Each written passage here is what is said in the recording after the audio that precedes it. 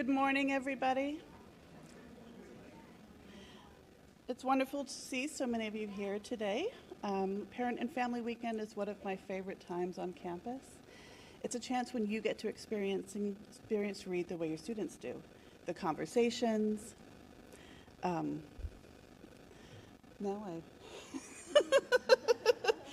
distracted. The conversations, the curiosity, and the sense of community. My name is Aurora, and I lead alumni and parent engagement.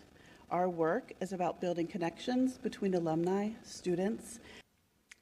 For my part, leading through this moment when the stakes are high and the national climate is shifting calls for clarity, humility, and a willingness to stay present in discomfort. I'd like to share a bit about what that leadership looks like for me right now and how I seek to meet the moment. I'd say that leading now, and I know that many of you are in leadership positions, so you're thinking about this too, but leading now requires that we create space for honest dialogue, even when it's hard. It requires that we make difficult decisions, and for my part, while staying grounded in Reed's values. And it requires here that we build confidence in Reed's future among all who care about it. In a world that is increasingly complex, polarized, and driven by rapid change, the skills your students are developing, critical thinking, creativity, empathy, and the ability to engage with nuance, are exactly what our society needs most. Advocating for the liberal arts means standing up for the idea that education is about preparing whole people, citizens who can listen deeply, reason ethically, and solve problems that don't yet have easy answers. At Reed, we are proud to nurture those capacities, and we're grateful to have families like you who understand and champion their value. It would be easy to feel discouraged, and I'm not going to lie to you, there are days. But my default setting is optimism. That optimism comes from seeing your students every day, their curiosity, critical thinking, creativity, zest for learning, give me tremendous confidence in Reed's future. Going back to that concept of psychological richness, I will note that although we are navigating uncomfortable moments right now, I believe we'll grow and develop through and out of this discomfort, and that we will become all the more stronger, connected, and aligned with our deepest values. I'll just note that this week I had a number of encounters with students, including a student who was in one of my classes at Claremont McKenna, who graduated from there in 2009 and knew me as her Jane Austen teacher, who's in Portland, who came by to visit to talk about how her life is going, being a mom, kind of facing some career challenges. And just that reminder that something that I have loved myself about liberal arts colleges are these relationship models that we have that mean that we'll be connected really throughout our lives.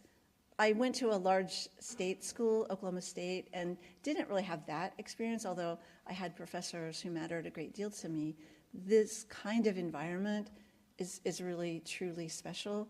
I have another student also from Claremont McKenna going through some career changes also. It's that time, I guess. I'm writing letters of recommendation still, right? And so I want to note that. I also got to have a couple of meals with Reed students this week, one group of students who work on the Orientation Wayfinding Leaders program.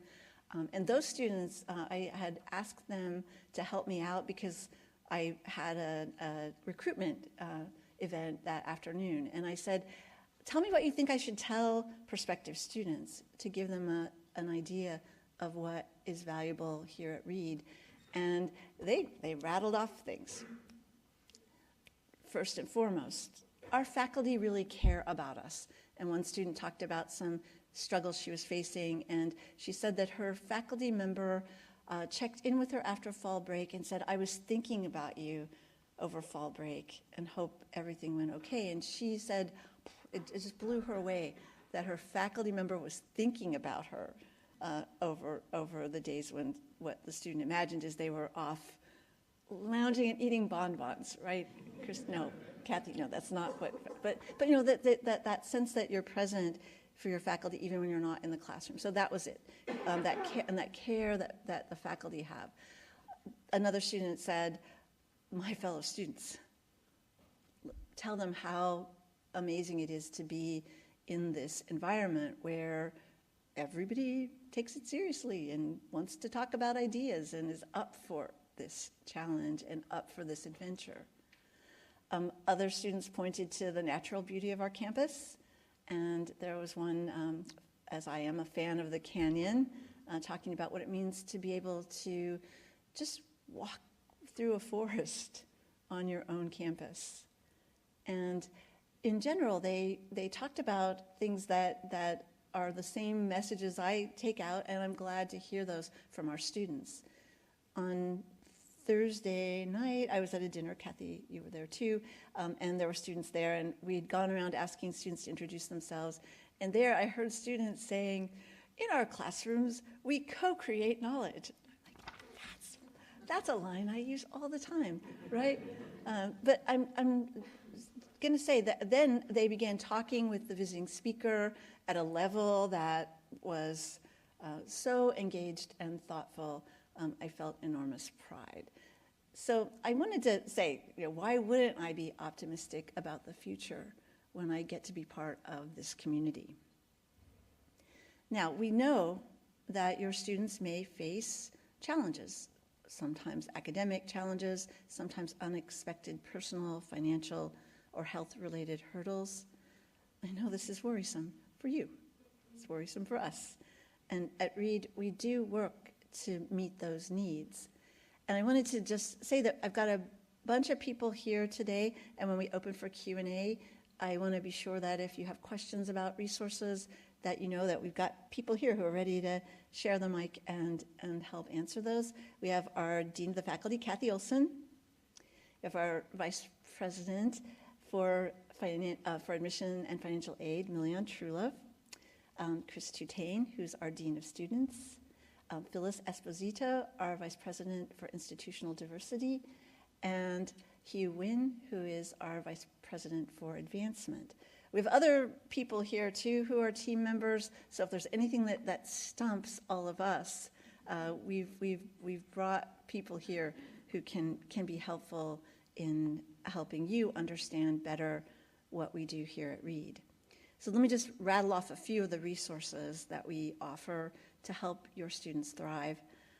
So one is the Office of Student Support that serves as a central hub to assist students in overcoming obstacles to personal well-being and success. They provide referrals, individualized support, advocacy, and they're the ones who do non-clinical case management services. We also have a comprehensive student support resource guide that covers basic needs. For example, food security via our Reed Community Pantry, housing security, financial support through the Reed Emergency Relief Fund, and mental and physical health resources. Our academic support services help students thrive in our rigorous curriculum, from peer tutoring and workshops to disability and accessibility resources and academic coaching. And then the Reed Care Team is designed for proactive coordination when students struggle, connecting them to social, academic, personal, financial, or health resources, and reducing the burden of finding the way alone. And so I'd say that we try to provide wraparound resources so that we can respond quickly when your students might need help. And we have an active community where there are many people who will put up a flag if they think that there's someone who's struggling. As parents, families, loved ones, your awareness of these resources and your encouragement of your student to use them, your voice when something seems off, all matter to us a great deal. We want you to feel confident that the college is both supporting your student and also listening to the concerns that you might have. You are not just observers You're vital members of the READ community, and there are meaningful ways for you to stay connected, contribute, and build relationships.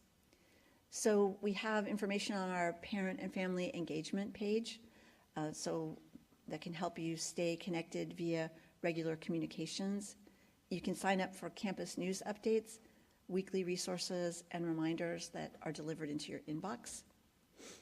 You can also join the Hume 110 Book Club for families, reading and discussing some of the texts your students might be encountering together with other families. This is a fairly recently launched book club idea. Alumni have been doing this, and parents and families, I think, will really appreciate this. But I'd say that many is the person who has come around and said, I want to take those classes too. This will give you a chance to read some of what your student is reading or has read, for those of you who have students who are more advanced.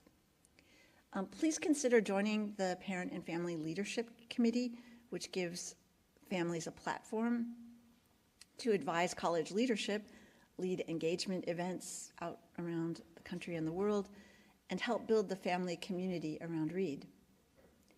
There are also meaningful opportunities to support the experience of your student through gifts that assist with wellness resources, research, travel, internships, and community building, and investments that strengthen READ for all students.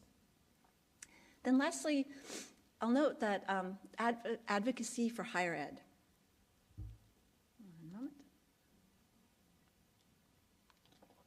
moment. In highlighting the challenges, none of this is a surprise to you. You read the papers or watch the news or talk to friends. But your ability to be ambassadors for higher ed, for the liberal arts and sciences model of education, for the value of a college degree, really, really important. And so when you're able to say, listen, whatever anybody's saying about this, here's what I know, helps a lot. Just in your friend circle, out in the world, if you're somebody who writes for the public, please. It's something that I have spent a lot of time cheerleading for, is public discourse around the value of what we do in colleges. We appreciate your involvement, whether it's through attending events like this weekend, reading along, participating in regional meetings, or being part of a leadership committee, or even helping us find those readies out there. Because we're kind of a word-of-mouth school. We have a mighty reputation among all who know us, and I will say that where READ is known, READ is revered. But we have turned away from some of the things that get attention, like the participating in the U.S. News and World Report survey. And so word of mouth is really, really valuable. Also, word of mouth is important because we want to show students what we have here, and students who really want that feel a kind of magnetic pull. So if you know of students, put them in touch with us. So before I conclude, I just want to take a moment once again to thank you truly for the trust you have placed in Reed College. Entrusting us with your students' education is no small thing. We understand the weight of that trust, and we take seriously our responsibility to create a caring and connected learning environment.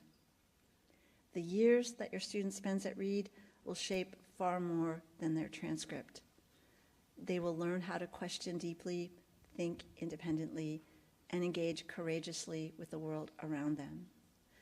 These are the habits of mind and heart that endure long after commencement, the ones that prepare them to lead, to create, and to imagine better futures.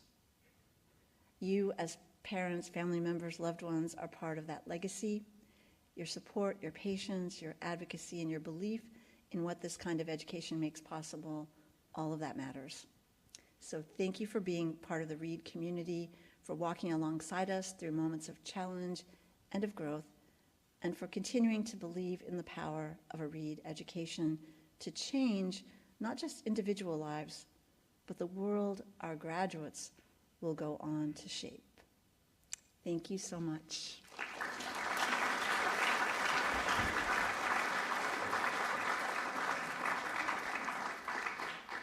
And now we have a good amount of time for questions, and we're going to bring you microphones for accessibility. It's good, even if you think you're really loud, it's important to just please wait for the microphone. And then, as I said, I've got lots of experts here with me who are going to be happy to help answer questions. So the floor is open. We have a hand down here in the front.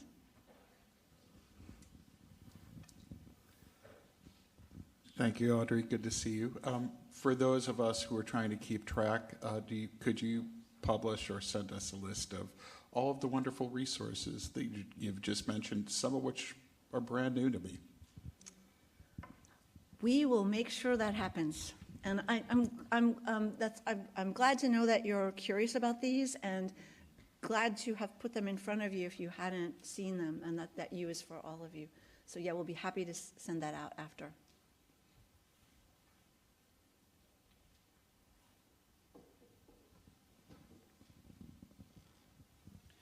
Good morning.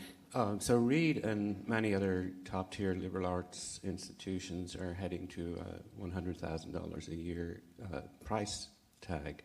And what are you thinking about in terms of the future for particularly middle-class families who may not be able to raise the amount of money they need to send their kids here? Yeah, I'm going to start this one, and then I want to bring up our VP for Admission and Financial Aid.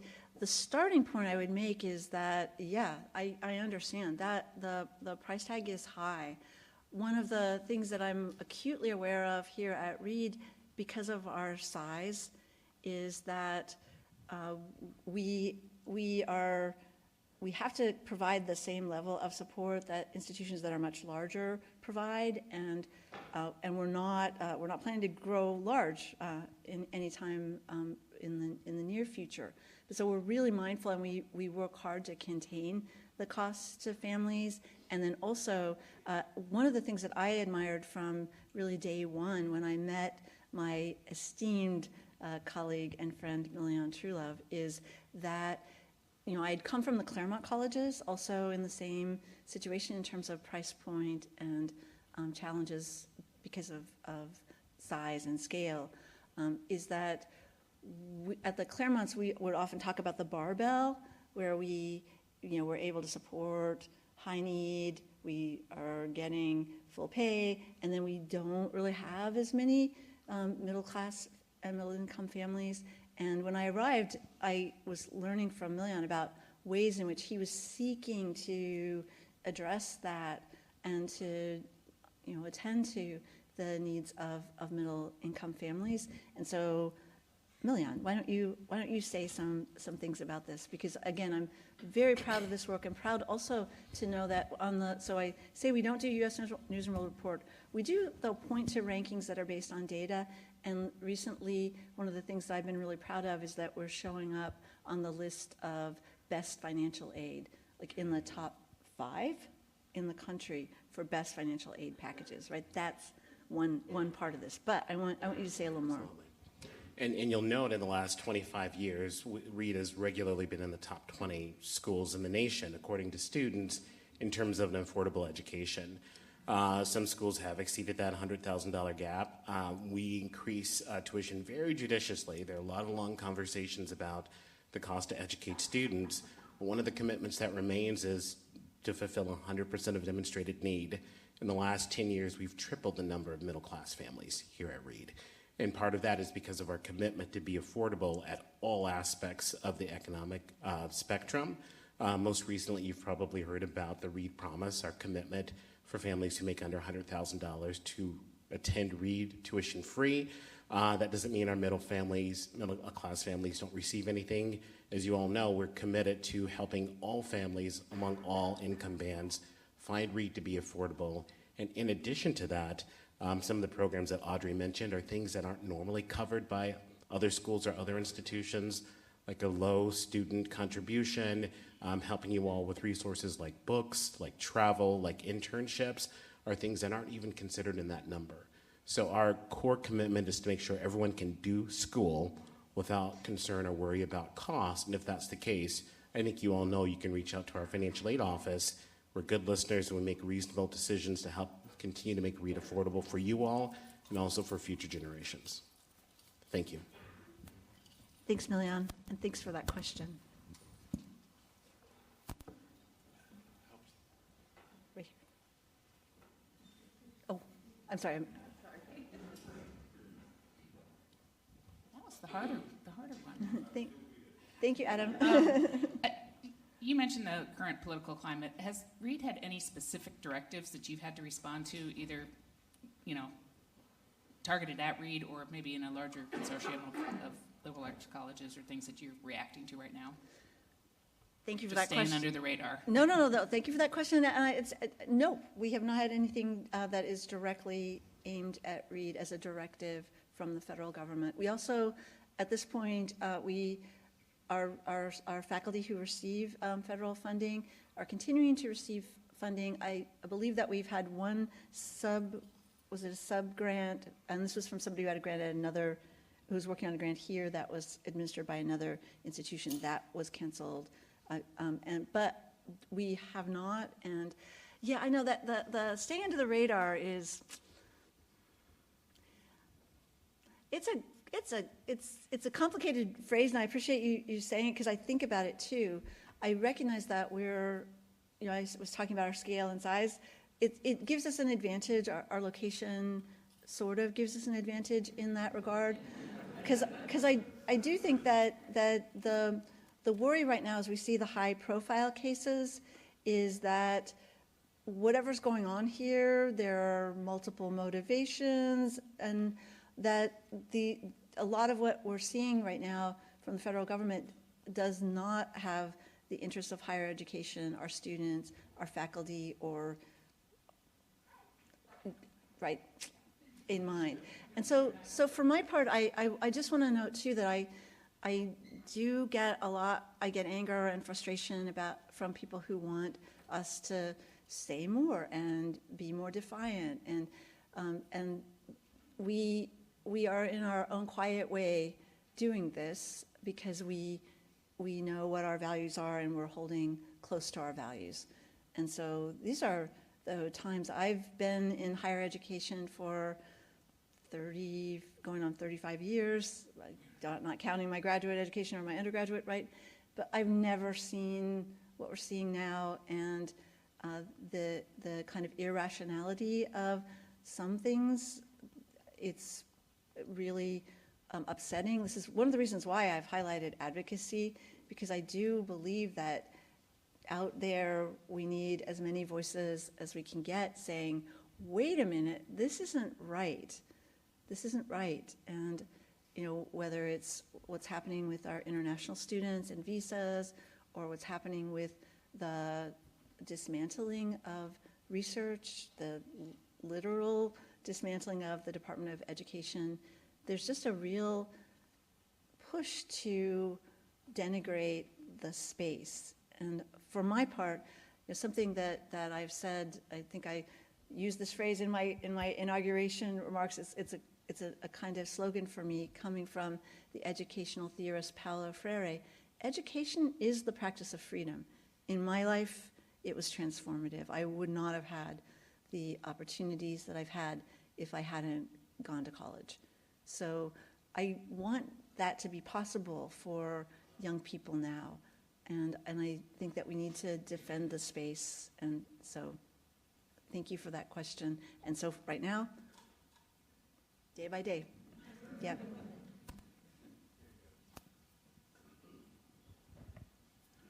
Thank you, President Bilger. So in your comments this morning, some themes that seemed to come through were human connectedness, a psychologically rich life, and co-created knowledge. It seems that AI, I'm going to bring up the big AI topic, is threatening potentially all of those things. And I understand from Move-In Weekend that the faculty have convened meetings about dealing with AI and maybe developing a policy. Where is the campus at present on this initiative? And are there discussions about how to differentiate READ if these values really are core to what you present to the public in the policy that you develop, and how you advance the co-created knowledge in the face of AI? Thank you. Thank you for that question. I'm gonna get my colleague and friend Kathy Olson to say a few words, but I'll do just a bit of a lead-in, which is to say, yeah, this is around us. It's happening. We know that. I also will say that the relational model that we have is one that will take students away from their screens, and we value that highly. I really applaud the conference model of many of our classes, which are discussion-based, and you have to have it here to say it out. I personally believe that if we lose that, we lose something precious. And right now, the temperature, I'd say, from students on the campus is I think we're holding our breath to understand what we might want to do that's productive with these tools. And we also want to protect the human space against the things that we don't want to lose as a result of those tools. And so Kathy can say a little bit more about where the faculty are right now in relation to this work. Yeah, great question. In the spring, the faculty had an all-faculty, I will stand up. In the spring, the faculty had an all-faculty retreat where AI was one of the topics. And so certainly we've been talking about it, to be honest, we've been talking about it for years. I mean, when ChatGPT first came out, at that point we had our Committee on Academic Policy and Planning and our Student Committee on Academic Planning and Policy, so we call them CAP and SCAP. They met a few times to talk about, did we need to come up with an AI policy at that point? And what they recommended at that point, so this was several years ago, they said we have an academic misconduct policy that AI certainly falls underneath that. So if you're doing a project in class and it says you can't use outside sources, AI would be one of those outside sources. So they felt like we had a policy already that kind of would cover AI. And they also really recommended that faculty on their syllabuses talk about how AI should be used in their class. So is this something that so being very clear about that, being transparent. This was several years ago. So that was kind of the time we said we don't need a separate policy. Fast forward a few years later, we now feel we're at a different point in time. We need more kind of information about that. There was conversations at this faculty retreat. Coming out of that, we put together an ad hoc committee on AI. To be honest, there was the conversation at the retreat, and I see one parent here who's a Reed faculty member. I don't know if they were at this conversation, but I was going to say yes. And my sense of that conversation is it was kind of all over the place in terms of there's so many different questions that come up with AI. And some of it's about academic misconduct, some of it's about what are the things that we're teaching our students, some of it's how do we position ourselves in terms of this broader conversation. And so rather than putting together a committee right away to decide about that, we actually put together kind of a mini committee that was charged with, they actually went and looked at what other colleges were doing and starting to have conversation here, and they're putting together kind of what should the charge be for a broader committee.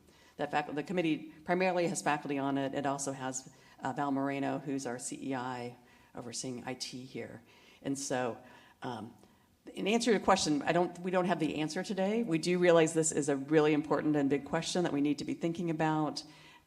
There's a real range of opinions about what to do about it. I do think we want to hold true, as Audrey's kind of noted in what she's saying, the values that we have at Reed are really teaching students to write and to think and to have conversation and to collaborate with others and do all of those kinds of things.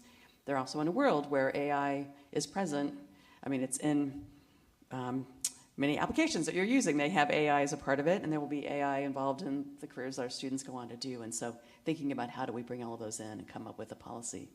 But as we often do, we kind of take the time to think about it and work together and do it in a measured way so that we come up with something that really feels to fit with the values of what we're doing. So, thanks. Thank you, Kathy. And I'll make one other note because I'm so impressed, deeply impressed by the faculty we have at Reed, by our faculty colleagues. And one thing that I've seen across my discipline, English and in the humanities, is a kind of engagement in assignments that short circuit AI, whether, I mean, one simple thing is handwriting in class. That's certainly you have to do that. But other kind of creative assignments that are the sorts of questions that you can't just feed in. And I was thinking about one English faculty member, because I know you want an example, but who did something that had to do with having students prepare editions, like editions of a Shakespeare scene in which they have to do annotations, right? And that's not an AI feed kind of assignment. So at any rate, I'll say that, and again, I know that there's the whole area of how to actually productively use it as a tool. I'm a humanist. I believe that could be possible. We're working on that too. I guess, and I shared this with Audrey yesterday, I am a consultant. I work in the field of AI. We are advising other schools and colleges about how AI is disrupting, including employers who are hiring. Is there a time frame you guys have in mind? Because what we are observing right now from a data perspective, in the next 4 years, by the time our kids who are freshmen graduate, the employment profiles of how people are going to employ and what they're going to look for is going to fundamentally change, especially at the entry level. So arming our children with the tools and the capabilities to use it productively as a part of the curriculum is almost a prerequisite. We are seeing schools do that already. So is there a time frame you've set in mind where this is going to happen? Because this is coming up on us very quickly. Great question. Yeah, I think certainly for the committee work that we're doing, they would certainly do a report by the end of the academic year. So we would have some sense of what that looks like at that point. So I think, I think sort of thinking about putting policies in place, and then also, again, I think you're thinking about the skills that the students may need going in. So there's kind of the stuff here at the college, but also sort of thinking about what are the kind of preparation that we're doing. So again, I hope to have some update by the end of the school year, but again, often this work, there may be then subcommittees that kind of take on the different pieces of it in the coming years to sort of think about what that looks like in our computer science department or in other departments around the college, those kinds of things. Yeah. And I hope you're hearing for my part, when I talk about my role leading the college, I don't do this alone. I do not do this alone. I do this with amazing people, with our talented faculty, with our brilliant staff, right? And the reason I want to highlight that is that when it comes to elements of the academic program, the faculty wrestle with these matters, and there's absolutely nothing top-down that comes about in the academic program, and I appreciate that, and I'm really grateful for that work. Kathy is part of this. Faculty are definitely, the faculty at Reed work really hard, and a note I'll make about our faculty is that they're very engaged in research and creativity at the level of our finest universities, and they've chosen to be at a school where they'll interact with undergraduates, right, which people at research universities, right, those large schools would seldom, if ever, do. And they've chosen a kind of lifestyle that is intellectually engaged in their own work that they bring here, that they seek to inspire students with. And so the work that they do to think about things that come up culturally or changes in the educational landscape, it is really dazzling to me. I spent most of my life as a faculty member, and so I know the toll that can take. And so I hope when you see your faculty, your students' faculty, that you just show appreciation for that, please. Hello. I just want to make a quick comment about AI from a different perspective.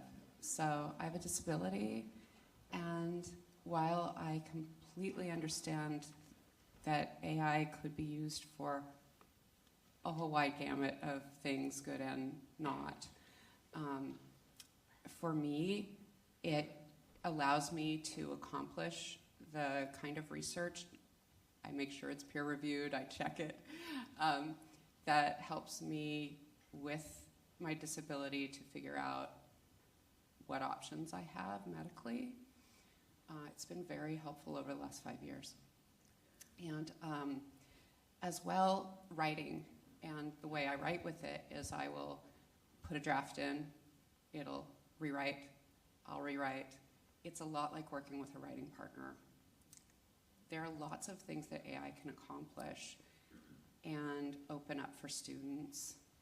And so I want to put a plug in for it. Thank you so much, and thank you for speaking for. And I hope I'm not at all sounding like I'm living in fear of it, but I appreciate that. Thanks a lot. I think we have time for one more. We have a hand in the back. Hello, I have a non-AI question. I understand that students go to class and attend class in person. How often do they do that, in-person class?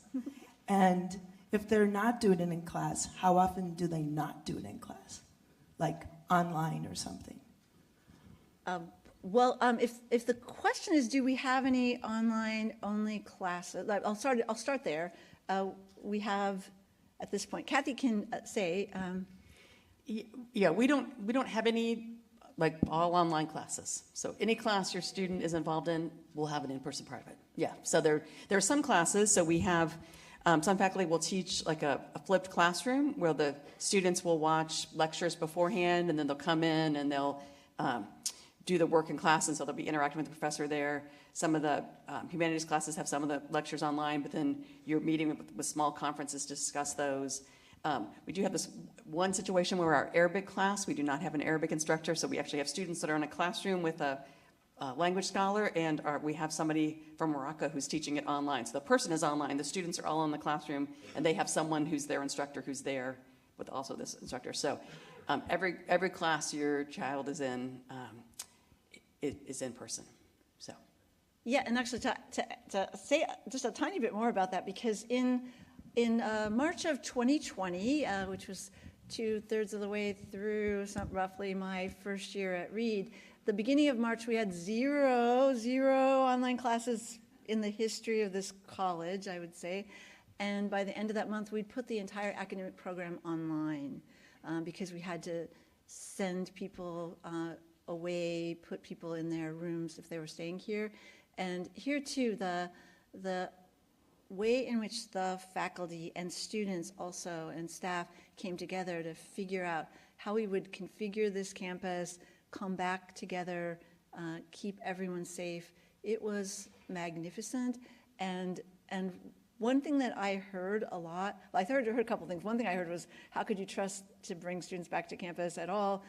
They will definitely not follow safety protocols. And I said, oh no, Reed students will, and they did. The other thing that people would say is that, okay, small liberal arts colleges, you're done now. You're done now, because everybody's gonna just want online classes, and that didn't happen. And so, I think that there's a lot that we have taken from the pandemic era. We're still living through it. There's a lot that was taken from us by it. Things will never get back. But as we go forward, I stressed a lot the importance of education for the future of humanity, and I do believe that. I believe that as long as we pay attention, keep learning, keep growing, and stay together, we're gonna figure all this out. And so thank you for being with us this morning. I hope you're able to be out in the autumn color and enjoy that, and also meet some other parents and families. And again, thank you so much for trusting your students with us. Have a great day.